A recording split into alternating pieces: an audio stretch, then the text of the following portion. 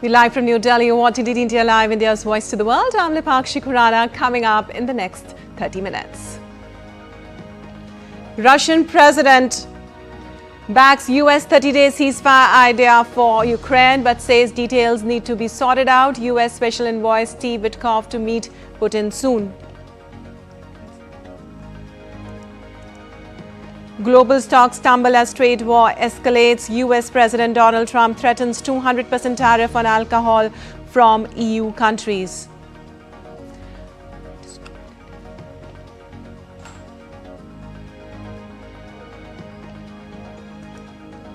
Armenia and Azerbaijan agree treaty terms to end almost 40 years of conflict. France's Macron says agreement should open way for a lasting peace deal in the region. India celebrates the Festival of Colours. Spring Festival symbolizes the victory of good over evil and marks the end of winters.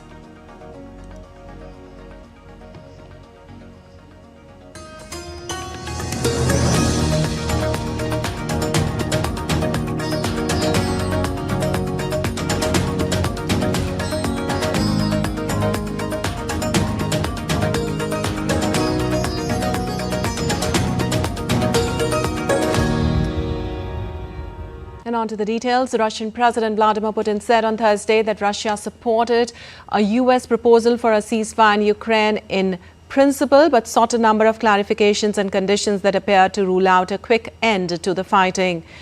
Putin's heavily qualified support for the US ceasefire proposal looked designed to signal goodwill to Washington and open the door to further talks with US President Donald Trump. Both Moscow and Washington now cast the conflict as a deadly proxy war that could have escalated into World War III.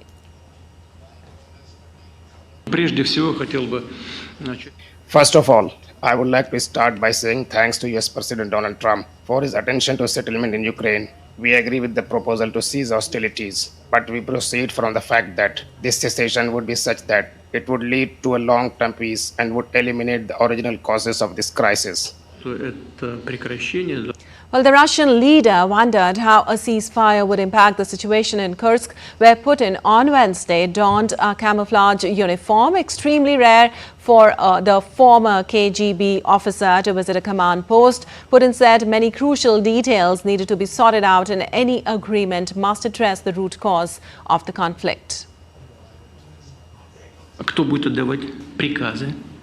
But who will give order to cease hostilities? And what will be the price of such orders? Do you imagine almost 2,000 kilometers of front line? Who will figure out who and when in the field of 2,000 kilometers had broken a ceasefire? And then who will blame whom in violation of this agreement? These are many of the questions that need to be analyzed carefully by both sides. That is why the idea itself is right, and we absolutely support it. But there are questions we should discuss. Well, US President Donald Trump said on Thursday that his special envoy Steve Witkoff was engaged in serious talks with the Russians in Moscow on the US proposal, which Kyiv has already agreed to. Earlier, US agreed to resume weapon supplies and intelligence sharing with Ukraine after Kyiv said at talks in Saudi Arabia that it was ready to support a ceasefire proposal.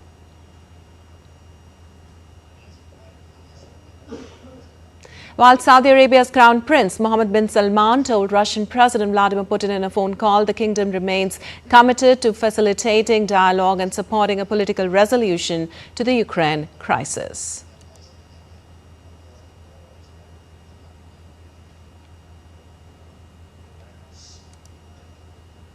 Well, Ukrainian President Volodymyr Zelensky said on Thursday that Russia's Vladimir Putin is preparing a rejection of a ceasefire proposal, but is scared to say this directly to US President Donald Trump.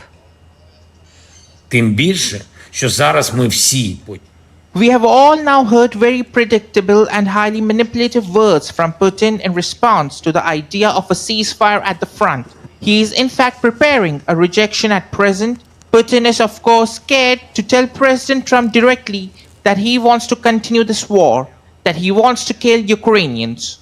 That's why in Moscow they are imposing upon the idea of a ceasefire these conditions so that nothing happens at all, or so that it cannot happen for as long as possible. Well, European Union leaders gathered in South Africa for a summit on Thursday expressed hopes for a peace agreement between Russia and Ukraine ahead of Ukrainian President Volodymyr Zelensky's scheduled visit next month.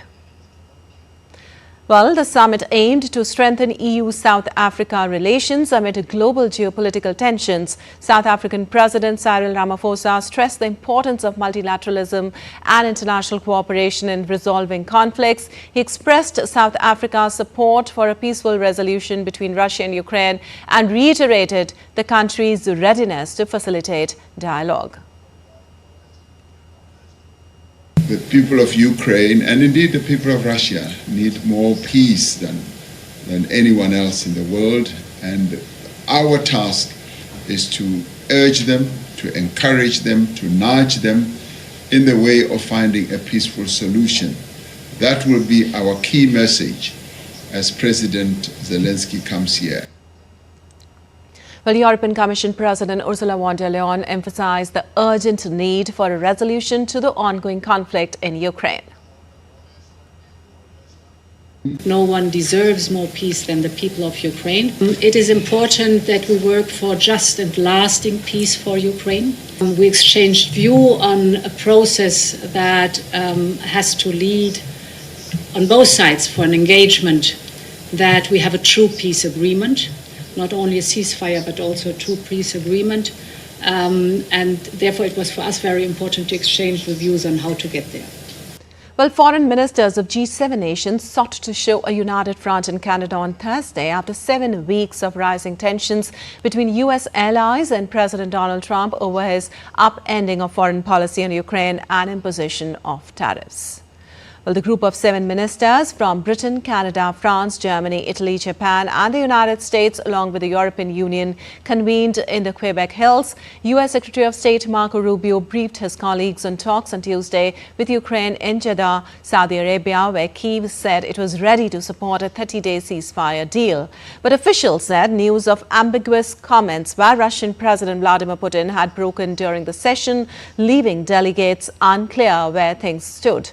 Member nations emphasized the need for robust and credible security guarantees so that a ceasefire would be respected and that Ukraine would be able to deter and defend itself against future aggression. And U.S. President Donald Trump has threatened a retaliatory 200% tariff on imports of alcoholic drinks from European Union unless the EU removes its 50% tariff on American whiskey.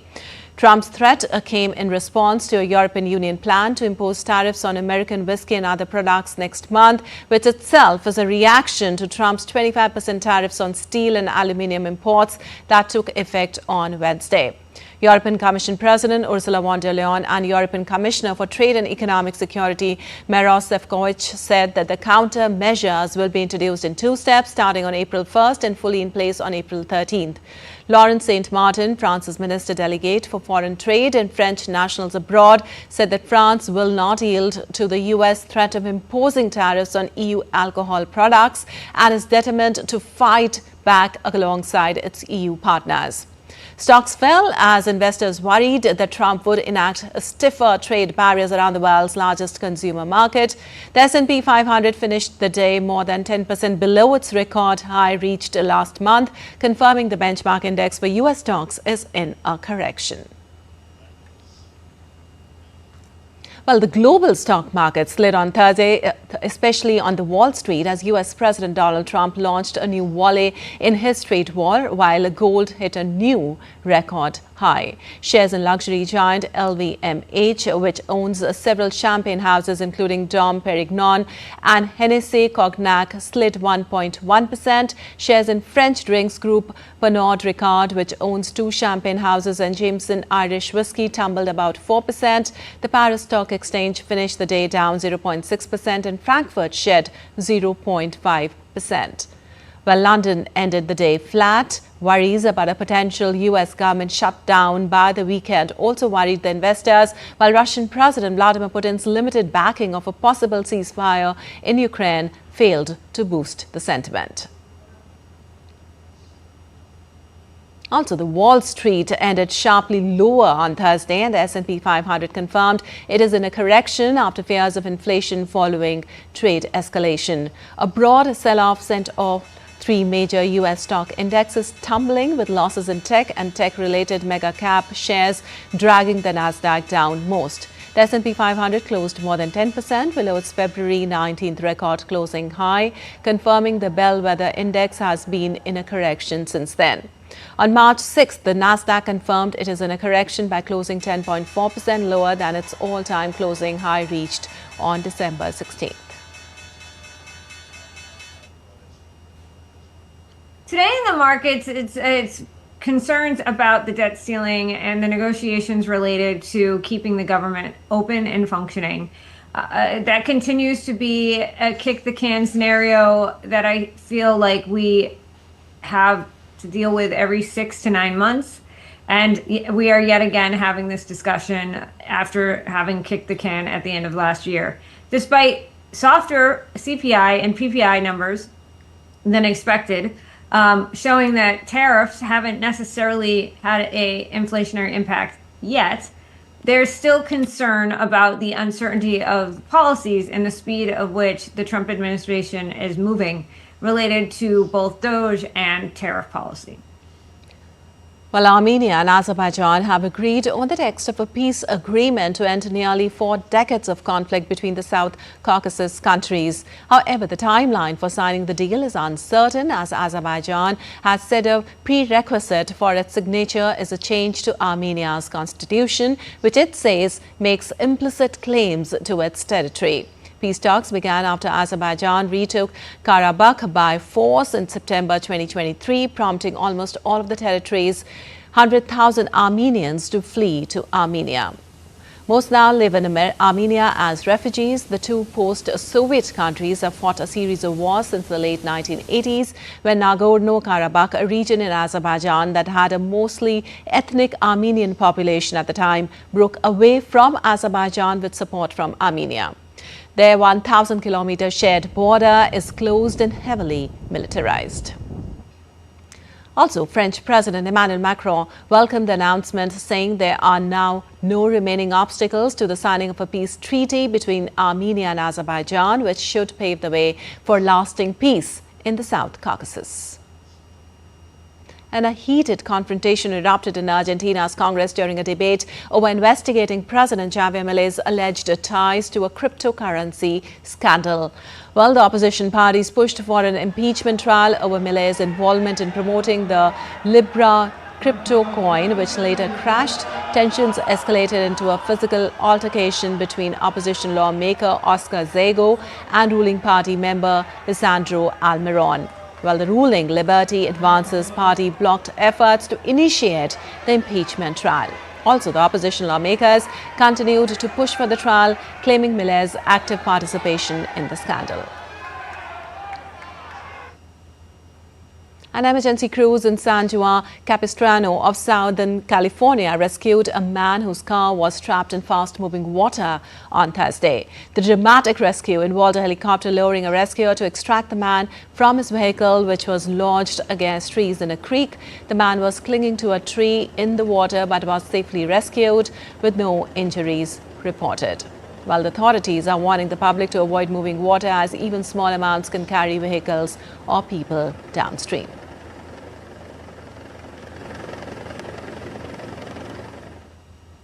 And healthcare workers in Chile ended a nationwide 72-hour strike on Thursday, calling on the government to improve security at primary care centers and increase funding. The strike concluded with a march through Santiago, the capital, where hundreds of healthcare professionals gathered outside the National Palace to protest rising violence against the workers. Gabriela Flores, president of the National Confederation of Health Officials, warned that more drastic actions could follow in April if their demands are not met.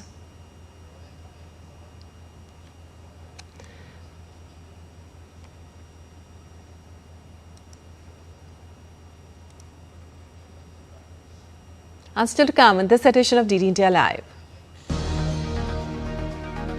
We'll tell you about holy festivities being celebrated in different parts of the world with full vigor, color and zeal.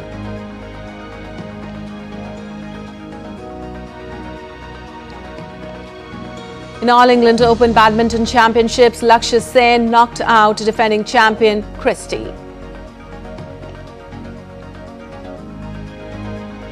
And we show you innovative carnations which take the spotlight at Colombia's Dianthus Week.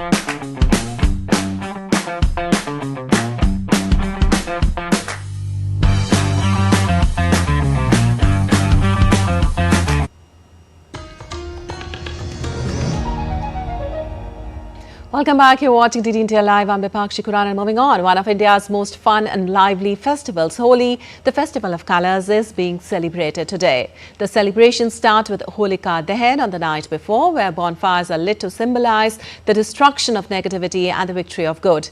This ritual is tied to an ancient story where Prahlad was saved from harm and evil was defeated.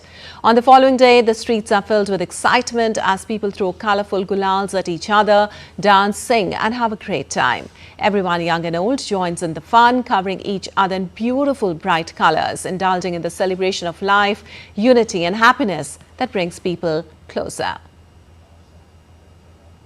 And in Kullu, a beautiful valley nestled in Himachal Pradesh, people celebrated Holi with immense zeal, blending traditional custom with the region's rich cultural heritage. The festival is not just about colours and festivities, it's an occasion filled with deep-rooted rituals, cultural performances and vibrant celebrations, making it a unique and joyous event for locals and visitors alike.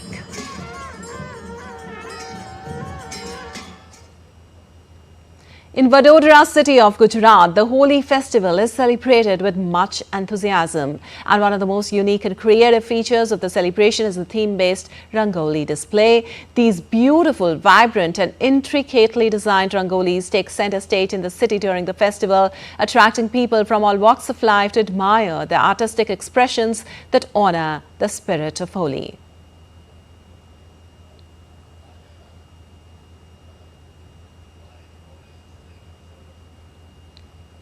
The Holi Mahotsav also began at Rajasthan's Ajmer, marking the start of one of the most vibrant and exciting festivals in the region. Ajmer, known for its spiritual significance, transforms into a colourful canvas during the Holi festivities. The city attracts thousands of people, both locals and tourists, who come to experience the grand celebration of Holi.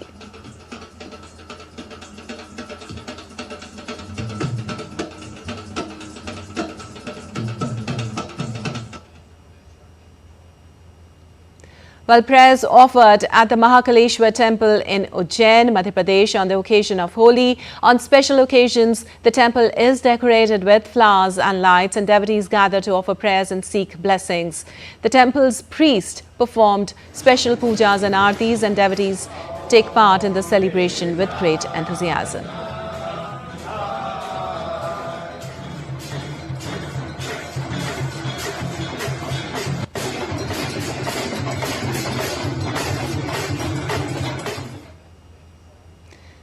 The Indian diaspora across the globe also comes together to celebrate Holi, the festival of colours, spreading cheer and unity. The Indian community in Dubai came together to celebrate the vibrant festival of Holi at the Srinathji temple in Dubai on Thursday. This historic temple, a cornerstone of Hindu religious life in the UAE, was transformed into a joyous and devotional space as people of all ages gathered to mark the occasion. Traditional folk songs and devotional chants filled the air, adding to the festive spirit. Beyond the colours and music, the event served as a cultural bridge, reconnecting the Indian diaspora with their roots while strengthening community bonds.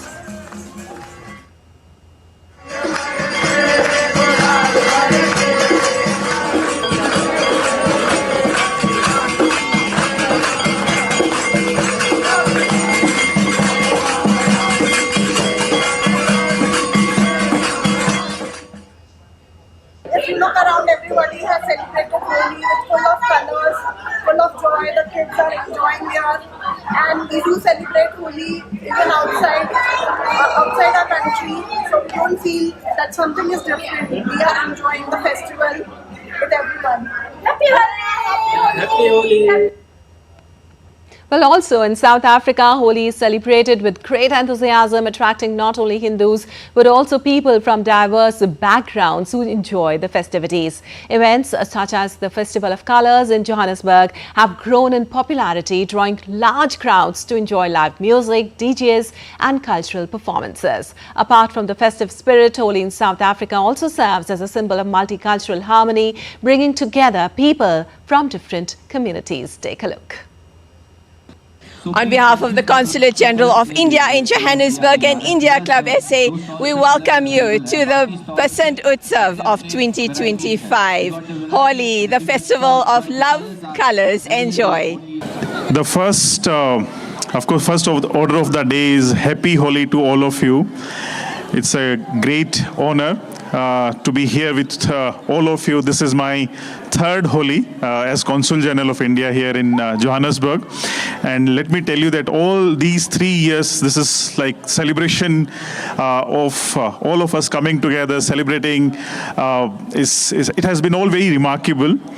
And I must say that this is all because of the efforts of some people who really go out of the way and put together events that allow us to come together and celebrate. And I would like to especially mention India Club, the entire MANCO Executive Committee led by Manish ji. From traditional rituals to modern festivities, the spirit of Holi brings people together in a beautiful blend of tradition and fun.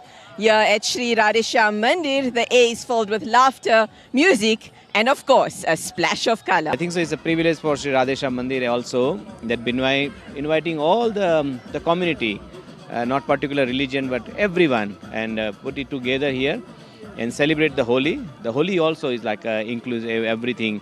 All the people include, and then the color of, like as CG said, the Rainbow Nation, all the color and creeds put together. Happy Holi to everybody. Today's Holi has become like a double festival. India reached the final, so now the Holi with color, with cricket, everything. So people are having extra fun, and we are excited for this. And as you can see, the festivities are high and the colors are rising, and everybody is having such a fantastic time here at Sri Radheshyam Mandir. So, this is myself, Nazneen, for DD India, Johannesburg, and Happy Holi! Well, City of Lights Paris also turned colourful as the Indian community and locals came together to celebrate Holi with music, dance and traditions. The festival brought joy and unity with delicious Indian food and lively Bollywood beats. From playing with colours to cultural performances, here are the best moments from this vibrant celebration. Holi is one of the festivals which is very close to Indian hearts, no matter where they are living. We can see Holi celebrations in every corner of the world, and Indians living in Paris are not exception to this. They celebrate biggest Holi in Europe right here in Paris. Let's have a look how they celebrate.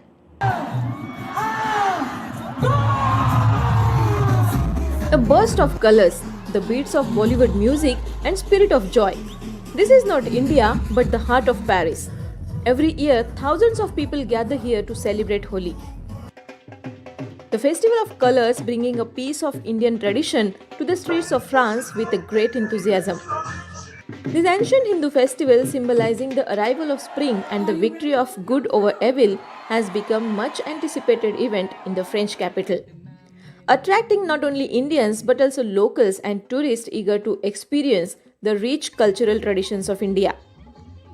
One of the biggest Holi gatherings takes place at Jardin d'Acclimatation by LVMH Foundation along with Indian Embassy and Global Indians Organization. At least 30,000 people attend the festival. The celebration includes Bollywood dance and different Indian cultural performances. No Indian festival is complete without food. Food trucks and stalls offer traditional dishes, allowing visitors to taste authentic flavors from different Indian regions. What started as a small community gathering has now turned into a large-scale cultural event, which reflecting strong Indian presence in France.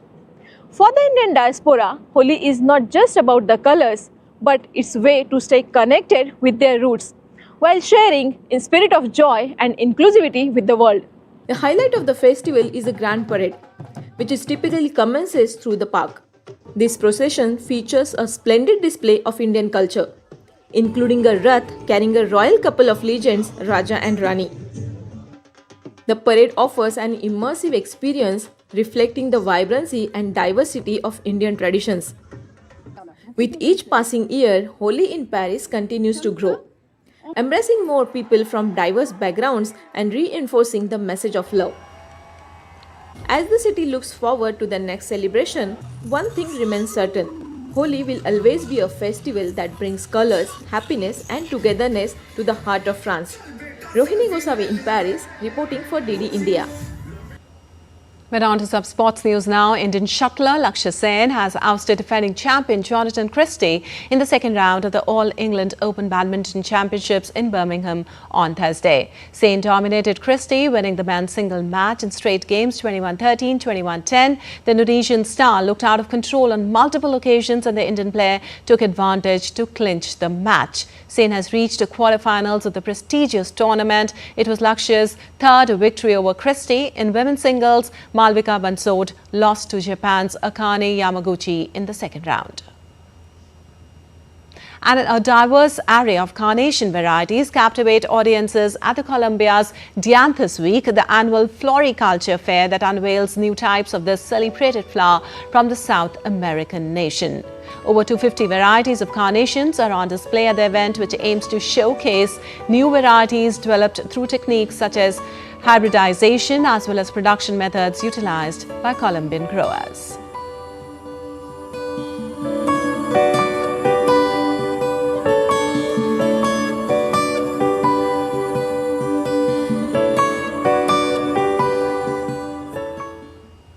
All right, that's all for this edition of DD India Live, but let us know your thoughts on the news of the day. For those on the go, you can get all the latest news and updates from India and across the world on the DD India mobile app. The app is available on both Android and iOS platforms. Scan the QR code on the screen to download now.